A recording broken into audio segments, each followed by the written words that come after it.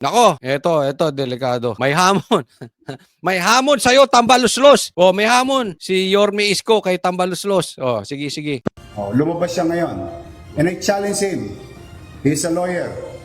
Pwede ba magpatayo ng building ng walang building permit? Ayun. Oh. Pwede ba magpatayo ng building na walang building permit? Hindi mo kailangan maging grade 3 para hindi mo naiintindihan to. Eh yung abogado pa alam. Ang pinapatukuyan niya dito si Chua. Oh, nako, delikado na. Ngayon nila imbestigahan sa Quadcom ang sarili nila.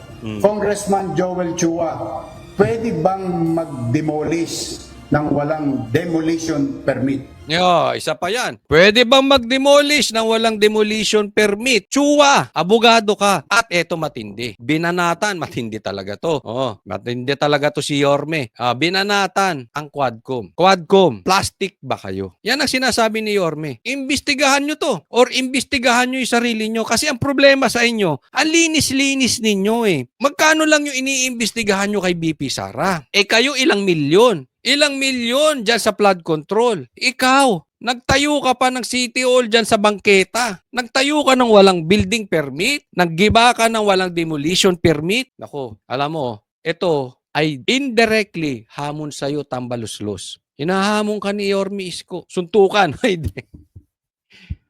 Alam mo to si Yorme ha, kahit gwapo to, matikas pa to. Hindi mananalo sa suntukan to si kahit malaking bonjing to si Tambaluslos. Maayos pa ang pangangatawan nito si Yorme. No? Anyway, hinahamon ka niyan, Tambaluslos. Sa'yo yan directed. Kasi alam naman natin, sinasabi ng iba, walang galaw sa kamera ng walang basbas mo. At yung Quadcom, aso mo yan eh. Loko-loko na lang. Ang hindi may alam nun. So, dinidirect yan. Oy, imbestigahan nyo to. 'Di ba? Ang gagaling nyo mag-imbestiga ng mga vloggers. Ang gagaling nyo mag-imbestiga ng patungkol kay PRRD, kay BP Sara. Tingnan natin ngayon kung kaya nyo to.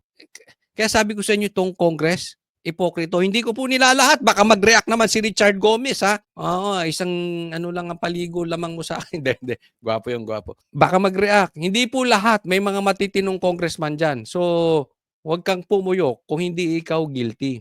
Oo, pero marami diyang ipokrito. Wala na silang ginawa. Quadcom, may nagawa ba yan? Sila nga itong, nako, ang dami niyong problema sa flood control. Wala kayong ginagawa. Ngayon naman si Joel Chua, tingnan natin anong gagawin niyo. Yari kayo. Eto si Yorme Isko. Eto lagi ko sinasabi sa mga kakilala ko. Si Yorme, pag ginawang parang Davao ang Maynila, walang krimen, walang adik, pwede kang maglakad sa kalsada ng matahimik at malinis. Yorme Isko, sooner or later will be our next president. Maybe not 2028, but yung mga following, nako, sabi ko sa inyo, yung impact na ginawa ni PRRD sa Davao, magawa niya sa Maynila, this will be our president. Anong tawag doon? Resibo. Hindi kuda. Yung iba kasi, walang resibo. Anong meron lang? Apelyido. Adik naman. Wala ako pinagbibintang, wala ako sinabing pangalan, ha? Ito ang mga tanong ni Manila City Mayor Isko Moreno Dumagoso kay Manila 3rd District Representative Joel Sumagot ka, Chua, ha? Sumagot ka dyan. Oh. Chua. Kanina, ipinag-utos ni Manila City Mayor Dumagoso ang pagkakandado at pagkumpiska ng mga heavy equipment at iba pang mga kagamitan na pang-construction sa isang bakanteng lote sa Alvarez Street, corner Avenida Rizal sa Barangay 334, Zone 3. Ayon sa Manila LGU, dating covered court ang naturang lote na nagsisilbing satellite offices ng City Hall na nasa pangangalaga ng Public Recreations Bureau. Pero illegal itong giniba upang bigyang daan ang proyekto ni Congressman Joel Chua. Ayon kay Mayor Isko, hindi ito maitatanggi dahil mayroong pangalan ang kongresista sa proyekto. Ilan-anya sa Yan kasi kayabangan.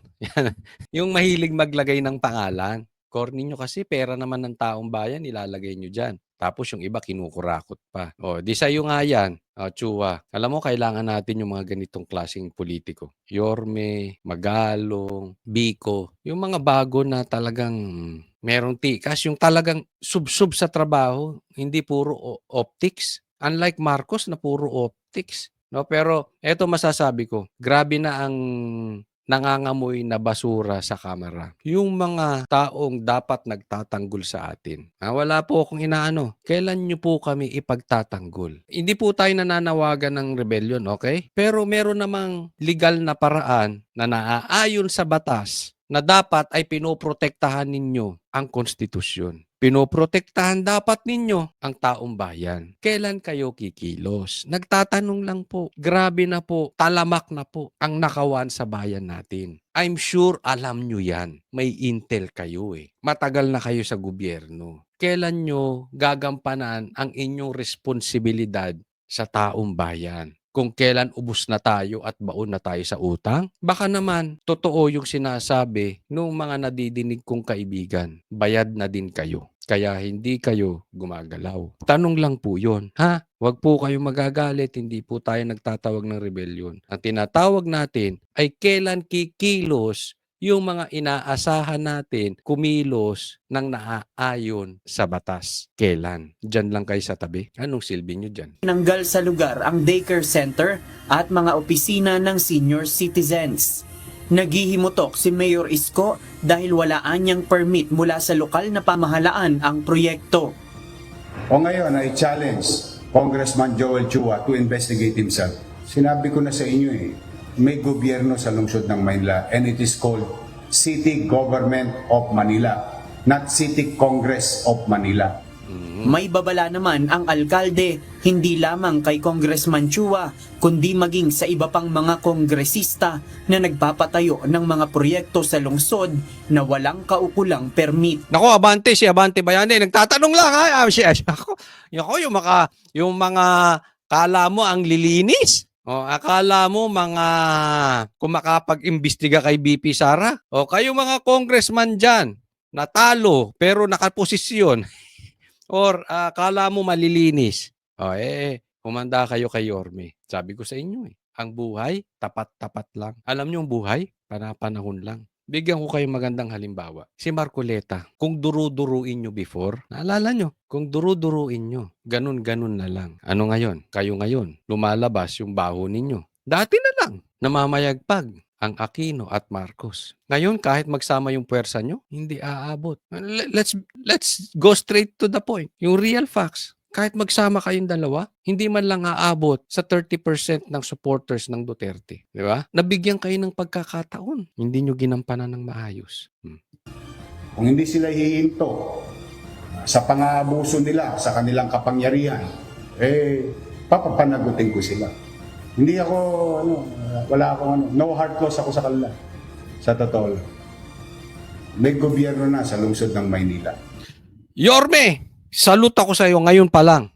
Pero talaga namang lalo kang mamahalin ng taong bayan. Ang daming magmamahal sa iyo pag pinakulong mo yan si Chua. Sabihin na lang natin kung hindi makulong, panagutin. Sana hindi niingas kugunto si Yorme. Dire-diretsuhin niya si Chua. Pero as I know, si Yorme talaga pag sinabi ginagawa. Tingnan natin, abangan natin kung anong kalalagyan nitong si Chua. Ang sarap niyan. Yorme, ang sarap niyan. Anong araw, baka nagagawa nila, nabobola-bola nila yung mayor. Baka hindi nabobola, Yorme. Baka naman may may, alam mo na, may kasunduan yan. Na ng UNTV News and Rescue ng reaksyon si Congressman Chua hinggil sa insidente at inaantabayanan ang kanyang ibibigay na pahayag. JP Wala na, hindi ka na nakasagot, Chua. Magtago ka kay Tambaluslos. O kaya magtago ka kay Abante. O kaya magtago ka na rin kay Claire. Wala ka na. Yari ka na. Yes. Next topic po tayo. Ito, pag-usapan natin. Merong bagong siniwalat si BP Sara na baon ni Bongbong Marcos. Ipapakita ko po sa inyo na tila pinangalanan na ni BP Sara na merong ding adik. Mamaya, hindi lang po siya, hindi lang po. Meron pang iba. Pakinggan po natin. Failure. Siguro, ang failure is yung 10:30 pa lang ng umaga, amoy alak ka na. Ganito Matindi po yung binitawan na yan. Imagine po natin, okay? Sa isang katauhan, sabihin mo na lang asawa mo, sige, taas ang kamay dito, yung asawa mo, 10:30 pa lang ng umaga, amoy whiskey na, amoy alak, matutuwa ka? Unless, bangag din yung asawa. Halimbawa, boyfriend mo, girlfriend mo, 10:30 pa lang ng umaga. Amoy alak na, matutuwa ka? Di ba? Lalong-lalo na presidente, 'di ba? Anong ibig sabihin nito? Mamaya ipapakita ko po sa inyo kasi may connection 'to sa pagiging posibleng bangag. Mamaya tuloy po. Got ni Vice President Sara Duterte ang pagsabi ng palasyo na naging complete failure umano siya bilang kalihim ng Department of Education. Ang tinutukoy niyang amoy alak umano si Pangulong Bongbong Marcos. At ang insidente kung kailan daw niya yan naamoy na magsumiti siya ng resignation bilang DepEd Secretary noong June 19, 2024. Yun yung pag-alis ko. Nagbeso-beso siya sa akin. Ew! Na-take mo 'yon, BP Sara? Oo, pagka ano, ako pagka ganyan, no? Nako, kadiri. Amoy alak 10:30. 10:25, 10:30 naman. Amoy alak siya. At kung ako ang pahulain, kung ano yung alak na yon, whiskey. Nako, pambihira. Ako, wala akong ano dito ha. Maikwento ko lang ha, saglit ha. Okay, tatanong ko lang. Ito ba ay may kahulugan? Bakit? Naaalala nyo, ilagay po natin ito sa konteksto. Kailan lang binabanggit ni BP Sara na dapat magpa-drug test ang Pangulo. Tapos ngayon, ayaw ni Claire magpa-drug test ang Pangulo. Tapos anong sinabi? Anong nilabas na baho ni Bongbong Marcos? 10:30 pa lang ng umaga, amoy alak na. Meron po akong nakikita, ito po hindi ko alam. So, okay? Itatanong ko po sa inyo kasi medyo ligaw po ako dito. Pero may mga nagsasabi na ang Coke daw ay masarap hinahalo sa whiskey. Magandang combination daw yon. O kaya yung champagne, pag tumira ka ng champagne or whiskey, okay daw ang Coke. Yan ang sabi, hindi ko po alam kung totoo. Ibig sabihin ng Coke, cocaine. Wala po tayong alam dyan. Sabi, Coach Oli, ba't ang dami mong alam? Hindi po, minemensahe po sa akin. Sa tapatin ko po kayo bago tayo magsimula. Baka mamaya kasi didiscuss natin to. Baka mamaya sabihin ninyo, adik ako o gumagamit ako. Or before akong gumagamit. Sasabihin ko po sa inyo, diretso-diretso. Titingnan ko po kayo sa mata. Mata sa mata. Kung kayo ay matagal nang nanunood kay Coach Oli, not even once nag-take ako. Not even tumikim ako ng ipinagbabawal na gamot. Droga, cocaine, kahit po yung tinatawag na rugby or cough syrup. Pati yung mga yon, wala po ako. Negative po ako sa mga yan. Kaya nga pwede tayo magpa-drug test. Kahit amunin tayo ni Bongbong, mag-drug test tayo araw-araw. Hindi po tayo natatakot. Nililinaw ko lang po, okay? Pero po kasi ako ay dating alcoholic. Kaya sinasabi ko ito dahil naging kaugilayan ko yan. 10:30, amoy alak pa ako. Dalawa lang yan. Maaga kang pagkagising mo, tumitira ka na ng alak or may araw na nag-aalak ka pa. Doon po ako belong sa pangalawa. Alas 7 na, alas 8 na, may araw na umiinom pa. Kaya kahit anong gawin, pagdating mo ng 10:30, amoy alak ka talaga. Okay? Napaka-loser nun. Kung sinatawag nilang failure si BP Sara sa DepEd, napaka-loser nun. Naaalala ko nung panahon kong yon at ngayon ay nakawala na ako sa ganong klaseng bisyo. Alak lang never ang droga. Baka sabihin nyo, nagiging defensive. Hindi, maliwanag at least, di ba? Kasi nanonood ang mga kamag-anak ko dito, for sure. Alam nila na ako'y iwas na iwas dyan. At nagpapasalamat nga po pala ako. Hindi ako nagmamagaling dahil hindi po ako nag-take ng drugs. Hindi po ako mabait. Sabi ko nga sa inyo, alcoholic ako. Okay, naging babaero po ako. Inaamin ko po yan. Dati po yan. Pero gusto kong pasalamatan yung tatay ko sa langit. Dahil ako'y talagang masamang tao. Niligtas lang niya ako. It's not because I am good. Kaya hindi ako nagdroga. Pero niligtas lang ako ng ating Ama sa langit. And of course, pinapasalamatan ko rin yung aking ama dito sa lupa dahil ang lagi kong naririnig sa kanya nung ako'y nagbibinata na iwasan yung droga, masisira ang buhay nyo, masisira lahat ng pinangarap nyo, pamilya nyo, masisira sa droga. So iwasan nyo yan. Tumatak sa utak ko yun. Kaya ako ayaw kong saktan yung ama sa langit at ama ko sa lupa. Kaya iniwasan kong talagang tuluyan yung droga. Okay? So let's move forward. Ngayon, pinagko-combine daw yan para wala kang amats. So magko-cocaine. Yun ang balita ko, magko-cocaine ka kasi meron talagang hindi na maalis sa sistema. Naiintindihan ko yan, hindi na maalis sa sistema yung pag-aalak. Pero susundutan mo yan ng cocaine para ano na daw, walang tama. Isipin mo kung papasok ka sa opisina, susundutan mo yan, di ba? Para hindi ka mukhang lasing, papasok ka. Pero ang masama niyan, lumalabas sa bunganga. Kahit mag-mouthwash ka dyan, lalabas naman sa amoy ng katawan yung pagiging alak kasi bangag ka nga sa alak. Hindi ko po sinasabing addict si Bongbong Marcos. Pinapaliwanag ko lang yung mga nagkukwento sa akin dahil tinanong ko patungkol may connection ba ito? Bakit binabanggit ni BP Sara yung alak? Tapos, bakit niya nung katatapos nung konteksto na nanawagan siya ng drug test sa Pangulo, di ba? So pagko-connect nyo na, ganyan po, titingnan natin. Ano yung pinapalabas ni BP Sara dito? Sa akin nga, posible, either napapagalitan to ng asawa, kasi ganun, di ba? Pag asawa mo, 10:30 pa lang, amoy alak na, magagalit ka. Tama o tamang-tama? Or, parehas kayo. Kaya parang sinasabi dito ni BP Sara, hindi ko alam kung addict din yung asawa. Or, baka napagalitan to ng asawa kung, alam mo na, kung umaga pa lang, amoy alak na. Pero, hindi ko naman siya nakita nag-inom ng whiskey. Nakikita ko siya lagi umiinom ng champagne. Pero amoy alak siya at 10:30. Ayun pa, hindi ko siya nakikita pero champagne. May connection daw din yan. Pakituruan nyo ko, ilagay nyo sa comment section. Kasi yan na sinasabi sa akin, hindi ko maintindihan ano ba ang connection ng Coke o cocaine sa champagne. Pakituruan nyo nga ako. Hindi dahil gusto ko matuto. Pero tatandaan po natin, ganito po, tuturuan ko kayo. hindi po ako nagsasabing expert Hindi ako nagsasabing expert pero dahil sa edad ko ito natutunan ko. Pag ang babae nagsalita, yun. Hindi ko pinagbibintingan si BP Sara, inaano ko lang, kino-connect ko. Pag ang babae nagsalita, pakinggan mo yung hindi niya sinasabi.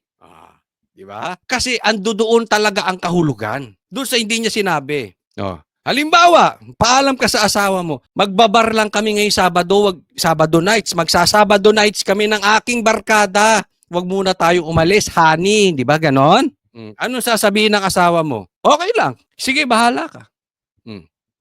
Alam nyo ibig sabihin nun? Matutulog na lang kami ng anak mo. Magbabanding kami ng anak mo. Ganon. Pag ganon na sinabi sa'yo, delikado. Yan ang expertise dapat ng lalaki.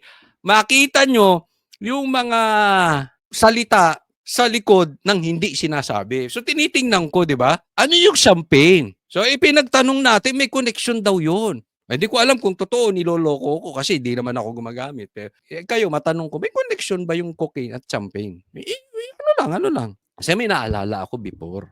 May naalala ako. Yung meron kakilala ko, hindi ko naman actually kakilala. Medyo sikat siya. Sikat. So, hindi ko siya personal kakilala. Bigla ba naman yung champagne inabot? Oo, ginawang waiter. May ginawa siyang waiter, 'di ba? Ayun ang tinitira champagne. Isipin mo, formal gathering, no, kung ano. At isang mataas na tao gagawin mong waiter, champagne. Medyo 'di ba? Oo, kaya parang napagko-connect ko eh. May connection ba yung champagne? In the morning. Doon na-confirm. Ano? Kita mo? Pag ang babae ngumiti ng ganyan, doon ko na-confirm yung tas ganyang ngiti. Ano yan? Naku, delikado. Ano na-confirm mo, BP? Decision ko. Ayun, yung desisyon naman pala niya. Idinitalye pa ng bise kung paano raw siya pinilit kumbinsihin noon ng Pangulo na manatili sa gabinete at inalok pa ng ibang pwesto para rito. Hiningi pa nga raw ang tulong niya para sa eleksyon 2025. Kaya ang tingin ng bise sa naging tono ng Pangulo. Hindi iyon actions ng taong tumitingin as failure ako. Action yon ng taong tumitingin na kailangan niya yung trabaho ko. Ayun. Totoo naman yon, di ba? Failure ba yon? Kaya ito si Claire Castro, fake news ka. Ipadinay mo yan sa Pangulo itong sinasabi ni BP Sara. Kung failure, di ba? Halimbawa, meron kang tauhan, meron kang empleyado, or meron kang co-worker na lang, sabihin natin, at nag-resign sa'yo. Aalukin mo pa ng ibang trabaho?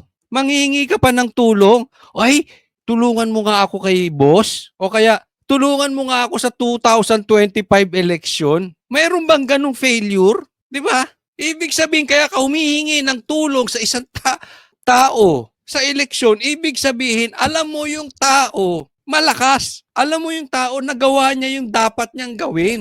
Eh, loko-loko ka na lang kung di mo pa naiintindihan yun. Ibig sabihin, hindi ka talaga naghahanap ng katotohanan. Naghahanap ka ng ibabato mo sa kalaban. Sinong nasa matinong kaisipan na alam mo, loko-loko o mahina o failure, maghihingan mo ng tulong? Di ba? So, hindi ko alam saan nanggagaling yung sinasabi nilang failure ako as a Department of Education Secretary.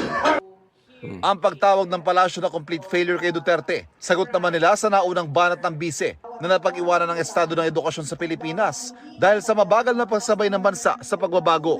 Si Palace Press Officer Claire Castro, hindi kumbinsido sa kwento ngayon ni VP Sara. Sa kanyang statement, sinabi ni Castro na mahirap raw paniwalaan ang mga kwento ng madalas nagiging source ng fake news. Sinong fake news, Claire? Sabihin mo sino fake news, Claire. Anong sabi ni, papaalala ko, baka nakakalimot ka, Claire. Anong sabi ni Bongbong mo? Walang pumasok na baril sa KOJC. Napakadami. Anong sabi ni Bongbong mo? Hindi pa papasukin ng Amerikano. May, anong tawag dito? Sa base militar, pinapasok dito. Anong sabi ng Pangulo mo? Hindi pa papasukin ng ICC, pinapasok ang ICC. Sino ang fake news? Tanungin ko. Ito'y tanong lang. Kung kayang sagutin ng Pangulo mo, adik ba siya o hindi? Magkakaalaman tayo kung fake news. Hindi ko siya pinagbibintangan. Gusto ko lang marinig kung i-deny niya o hindi. Diba? Lahat raw ng kwentong ito ay layong siraan ng Pangulo dahil nais siyang pababain ito sa pwesto para ang bise ang maging Pangulo. Bagay na tinawag niyang makasariling hangarin. Ikinumpara rin ni Castro ang Pangulo na maaga raw gumigising para sa mga event at meeting. Di tulad anya ng iba na tanghali na akong gumising. Meron ba namang hindi? Hindi tulad ng iba na tanghali na gumising, maaga gumising. Para mag-inom? Aanhin mo yung maaga gumising kung lasing. Aanhin mo yung maagang gumising kung bangag, kung amoy alak. Claire, wala ka talaga bang alam sa buhay? Hindi ko alam kung may asawa si Claire, pero matanong ko lang. Kung sakali may asawa ka, hindi ko alam Masaya ka dahil maaga gumising, magtatrabaho, pero amoy alak? Di ba? Sinong matinong babae na gusto yung asawa niya amoy alak, pero maaga nagtatrabaho? Baka sa gay bar nagtatrabaho. Di ba? Kung hindi ka nagagalit. Hindi ko sinasabi yung asawa niya. Example lang po yan. Di ba? Sino matinong asawa ang matutuwa? Presidente pa po ito. Hawak niya ang buhay ng milyong-milyong Pilipino. Magtatrabaho ka bangag. Pambihira naman. Napaka-loser naman ata nun. Paano ka gagalangin ng mga tao mo kung ganyan ka? Pero baka, ito pang isa. Maagang gumising o walang tulog? Nagtatanong lang ako, hindi ko alam Hindi ko alam kung anong tama ng cocaine. Hindi ko lang alam. May mga, again, sinasabi ko, may mga kwento. Hindi ko pinagbibintangan si Bongbong, kaya nga tinasabi ko, magpa-drug test tayo. Diba? Para yung mga sinasabi ni PRRD na bangag ka, ay hindi paniwalaan ng tao. Pero takot ka sa drug test, so ina-assume ng tao, adik ka. Yun, masisisi ba natin? Tapos kino-connect na nga nila, baka walang tulog yan. Hindi maaga gumising. Hindi pa tumutulog. Kaya lagi gising. Di ba? Imposible namang maaga kang natulog, lasing ka.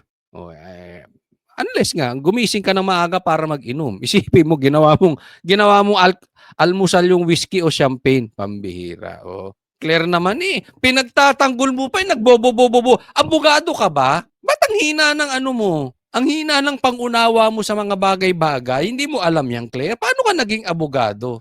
Kasalukuyan nasa The Hague ang bise para bisitahin ng amang si dating Pangulong Rodrigo Duterte. Para sa GMA Integrated News, Ivan Mayrina nakatutok. Next topic po tayo. Ito, pag-usapan po natin itong patungkol kay Pastor Kibuloy. At ako'y naniniwala may kinalaman si Pastor Kibuloy sa flood control na bulilyaso. Pakinggan po natin ito. Matapos kumpirmahin ng Philippine Ambassador to the United States, Jose Manuel Romualdez, ang extradition request ng Amerika para kay Pastor Apollo Kibuloy, hiniling ng kanyang kampo na huwag muna itong pagbigyan. Sa isang pahayag, sinabi ng kanyang abogado na sana daw hayaan ng gobyerno na maaksyonan muna ng mga korte sa Pilipinas ang mga kaso dito ni Kibuloy bago magdesisyong ilipat ang pastor sa Amerika. Nahaharap si Kibuloy sa kasong sexual and child abuse sa Quezon City Regional Trial Court at qualified human trafficking sa Pasig City RTC. Habang meron naman siyang kaso sa Amerika na sex trafficking, conspiracy at bulk cash smuggling. Puna naman ng isa pang abogado ni Kibuloy, kaduda-duda raw ang timing nito. Makikita rin daw ng mundo na sunod-sunuran ng Pilipinas sa banyagang kapangyarihan kung ibibigay ulit ng isang Pilipino sa ibang bansa, lalo't nililitis na si Kibuloy sa mga korte sa Pilipinas. Hinihingan namin ang pahayagang Malacanang Eto po, okay? Tingnan muna natin dito. Dito malalaman natin kung talagang tayo ay tuta na ng ibang bansa. Kung yung ating presidente ay wala ng silbi, kung yung ating presidente ay weak. Dahil kung itong si Pastor Kibuloy ay ipamimigay sa ibang bansa, gaya ng ginawa kay PRRD, wala na talagang paninindigan to. Bakla na itong ating presidente. Weak na itong presidente natin. Alam nyo, nililitis na yung batas dito. Ay, nililitis na yung kaso ni Pastor Kibuloy dito. At itong issue ng extradition sa US ay lumabas na ito noong June. Okay? Pero, ngayon lang binalita. Kaya nga sinasabi ko sa inyo, may connection itong si Pastor Kibuloy, itong balita ni Pastor Kibuloy sa flood control projects. Kasi gagawin itong pantakip. Iyan po ang style ng gobyerno. Naalala nyo yung may namatay na adik kasama ang isang mataas na opisyal ng Pilipinas sa Amerika. Anong pinantakip? Kinidnap si PRRD. Dinala sa ibang bansa para mapagtakpan yun. Ngayon naman, ang plano nila para mapagtakpan yung baho ng flood control project, yung ghost projects na yan, kikidnapin na naman si Pastor Kibuloy, yan ang binubuhay nila. Matagal na yan eh. Hindi naman umuusad yan. Bigla niyong nilabas ngayon. Oh. Anong... Sige, subukan nyo ng subukan. Patayin. Hindi matatapos yung balita na yan. Dahil ilang session pa yan sa Senate. At hawak na yan ni Marcoleta. Kaya tandaan ninyo, yung baho ninyo, maalingasaw na, mabaho na masyado. Kahit ilang carpet pa ang itabon nyo sa tae dyan, mangangamoy at mangangamoy dahil sa sobrang tae. Pasensya na po sa salita sa mga kumakain, pero ganyan po kasi. Ano sinabi ko sa inyo before? Humanda tayo. Maraming ilalabas ang kampo ni Tambaluslos at kampo ni Marcos na balita para mapagtakpan to. Itong flood control projects. Ito na, isa ito. Ito pa sasabihin ko sa inyo. Marami pang kasunod. Mag-iingat tayo. Baka si Pastor Kibuloy kidnapin din. Hindi lang si Pastor. Baka marami pang ilalabas na balita para mapagtakpan. Yung something big. nito. Nilinaw naman ng Department of Foreign Affairs na hindi ito tumanggap ng extradition request ng Amerika para kay Kibuloy. Ipinadala daw ang mga dokumento sa Department of Justice nito pang Hunyo. Sabi naman ni DOJ spokesperson Asek Miko Clavano, wala pa raw extradition request na pinapadala sa kanila. Ang regular daw na proseso, dapat matanggap muna ng DFA ang extradition request para mai-endorso sa DOJ. Pero dahil wala pang natatanggap na request ng DFA, hindi rin opisyal na matatanggap ng DOJ ang ganitong request. Ayan. Ang liwanag po, no? Ang liwanag po. Dapat daw matanggap ng DFA. At sabi ng DFA, wala silang natatanggap na extradition request galing sa Amerika para ipadala si Pastor Kibuloy doon. Dapat daw ang DOJ. Ang sabi naman ng DOJ, wala silang natatanggap din. Dapat yan ay dumaan din sa DFA. Sino nagsasabi ng totoo? Walang natanggap ang DFA, walang natanggap ang DOJ. Eh bakit may balita? Yan ang sinasabi natin eh. Gusto lang talagang pagtakpan. Etong baho ng ghost projects ng maraming involved na bata ni Tamba. Di umano. Diba? Simple. Isa nang galing yung balita. Walang natatanggap ang DFA, walang natatanggap ang DOJ. Pero nasa balita. Ay, sino nagre-request? Romualdez daw. Ibang Romualdez. Nasa balita na agad, pare-pares pala kayong walang natatanggap. Masyadong halata. Yun ang sinasabi ko sa inyo eh. Yeah? Sagutin nyo ng maayos. Sino ang nakinabang ng bilyon-bilyon dyan sa flood control? Huwag nyong gawing fall guy yung ibang tao. Pambira kayo.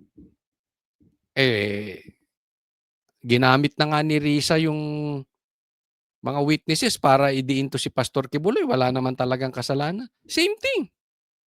Kung anong ginawa kay Tatay Digong, ganyan din ang ginagawa kay Pastor Kibuloy. Bakit? Bakit? Number 1 supporter.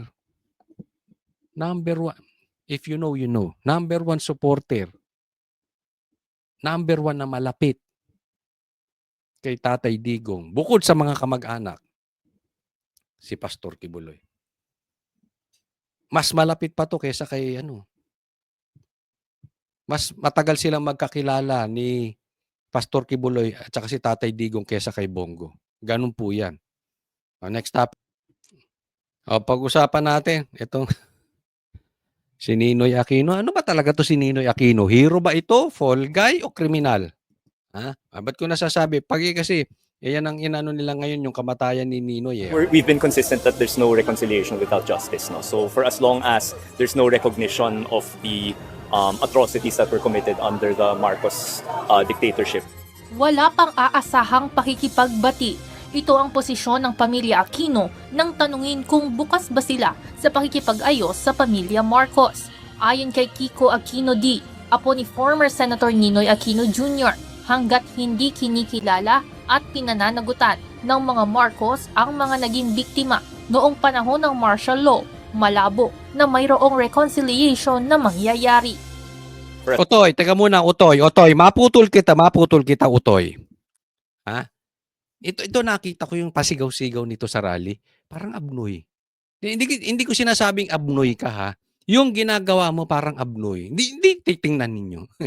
Nakita niyo yung video nito na sigaw ng sigaw sa tapos gumaganon pa sa Senate? Ay, sige nga. Ulitin ko, hindi ko sinasabing abnoy. Pero hindi ba parang abnoy? Yung galaw nitong mama na ito. Paalala ko lang, Utoy, ang sabi niya, wala daw reconciliation, walang pagbabati between Marcos at Aquino hanggat hindi nananagot ang mga Marcos, hanggat walang hustisyang nagaganap. Paalala ko lang sa'yo. Mga kamag-anak nyo, 2 naging presidente. Bakit hindi nyo pinanagot? Baka nakakalimot ka. Anong ini-expect mo? Ito, sa tingin ko to, sinasabi niya hindi siya tatakbo. Pero tagaan nyo sa bato, tatakbo ito. Epal. Masyado ng epal. Mukha namang abnoy. Epal masyado. Diba? Lagi nasa TV, ang lakas ng pamilya mo. Sino lang ang naging presidente na mag-ina o magtatay? Marcos Aquino lang. Ba't di nagawa ng pamilya mo? Ito nga nakakapagtaka. Hindi ba nyo natatanong? Dumaan si Cory Aquino. Hindi na solusyonan kung sino ang pumatay kay Ninoy. Dumaan si Pinoy, anak niya. Hindi na solusyonan kung sino pumatay kay Ninoy. Hindi ba kayo nagtataka doon? May mga nagsasabi, lalo na yung mga dilawan, hero daw si Ninoy. Yung iba naman sinasabi, fall guy daw si Ninoy. Kaya itinago yung totoong pagkamatay. Hindi ko po alam kung yun ay totoo. Pero tama yung sinabi nila eh. Dalawang powerful na Aquino, tatay at ay anak at asawa, hindi na solusyonan. Wow.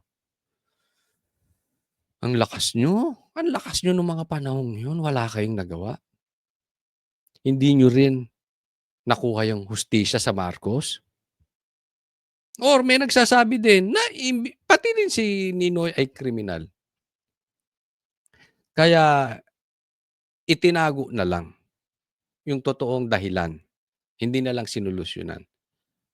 It's not for me to judge. Hindi naman ako judge. Dinidiscuss ko lang dito yung mga sinasabi ng tao. At pinapaalahanan kita, Utoy, baka nakakalimot ka sa history. Di ba? Baka nakalimot kayo.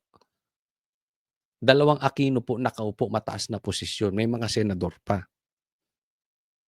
May nangyari, may nagawa ba kayo? Bakit? Yan ang tanong mo. Yan ang tanong mo sa angkan ninyo. Anong nangyari? Ba't hindi nasolusyonan? Kasi alam nyo kung bakit? Ba't ko pinatatanong? Yan ang tanong ng maraming Pilipino ngayon. Bago kayo mag-ingay, yan ang sinisigaw. Gusto nyo marinig ang sigaw ng totoong mga Pilipino? Marami yan ang tanong. Kaya nagtataka sila, sigaw kayo ng sigaw, hindi niya nga nyo nagawa yung responsibilidad nyo. As long as there is no such recognition, I don't think there's much to say between our two families. Samantala, kumpara noong nakaraang 2024 na ginawang August 23, ang Ang dami. No, ang dami. Siksikan. Ang dami sigurong pulis dyan. Ang dami nagsisiksikan. paggunita ng Ninoy Aquino Day, Lakas talaga ng dilawan, no? Ang dami. Ang dami ng Ninoy Aquino Day. nanatili itong August 21 ngayong taon. Ayon sa mga taga-suporta ni Ninoy, huwag nang pakialaman ng Pangulo ang petsyang ito. Pwede naman palang hindi gawing holiday economics, di ba? So it works even better. Now my advice is, for all those who continue to do initiatives to make the people forget, siguro tigilan na po natin. Huwag ka na makialam, Marcos, ha? Huwag mo na raw pakialaman yung dilawan. Hiwalay daw sila. Yung ganon. Anya, ang pagkamatay ni Ninoy ay hindi isang simpleng holiday, kundi parte ng kasaysayan na nagpabago ng landas ng bansa. Para naman sa historia na si Chow Ito lang ang sa akin din. Marami nga ang dilawan or pinklawan, kinakain na yung sinuka nila. Diba? Nakikikaalyado na nga kay Bongbong Marcos. Don't tell me, hindi nyo alam yun. Kayo mga dilawan, hindi nyo alam. Kaya nga pumuputok yung butsi ni Trillanes. Nako kayo, sa mga hindi ko pa po subscriber, ha? Sana paalala lang. Subscribe po kayo sa channel na ito. At sana i-like nyo rin tong video na ito. Ulit, Coach Oli, subscribe po kayo.